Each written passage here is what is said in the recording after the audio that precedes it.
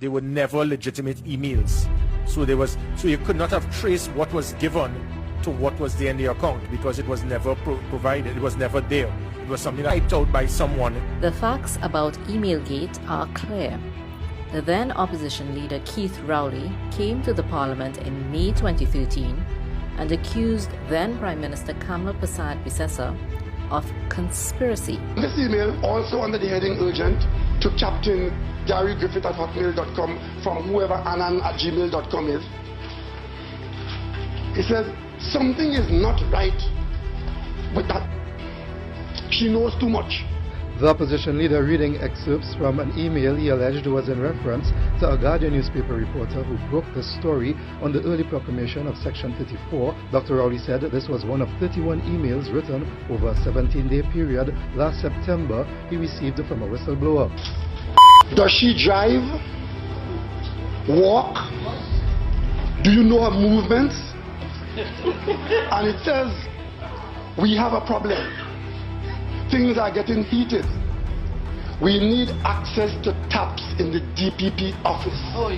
The then opposition leader Keith Rowley came to the parliament and accused Kamla Persad-Bissessar of conspiracy to commit murder, all under the guise of parliamentary privilege. What is parliamentary privilege, you might ask? Well, it's a license to say whatever you want and has no civil or criminal liability for the statements you make.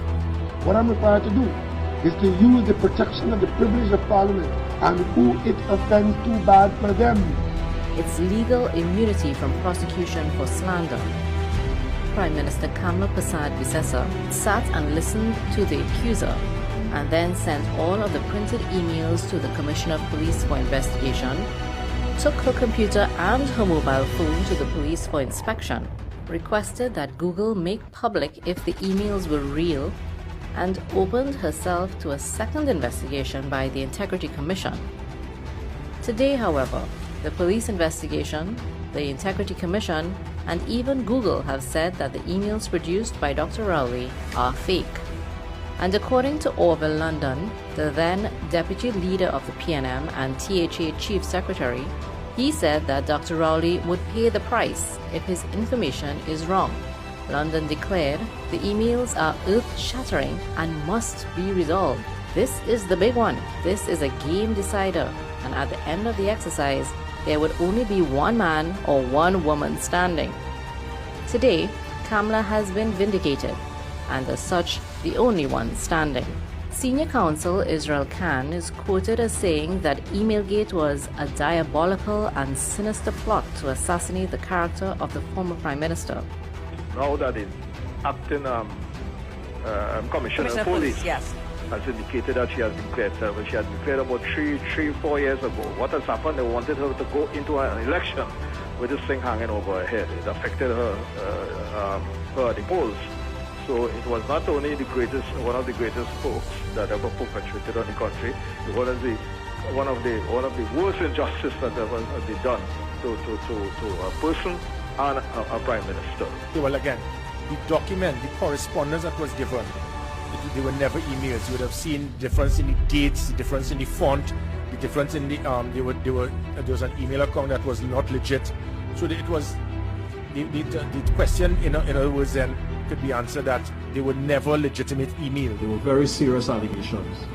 These allegations, I suspect, brought the government down.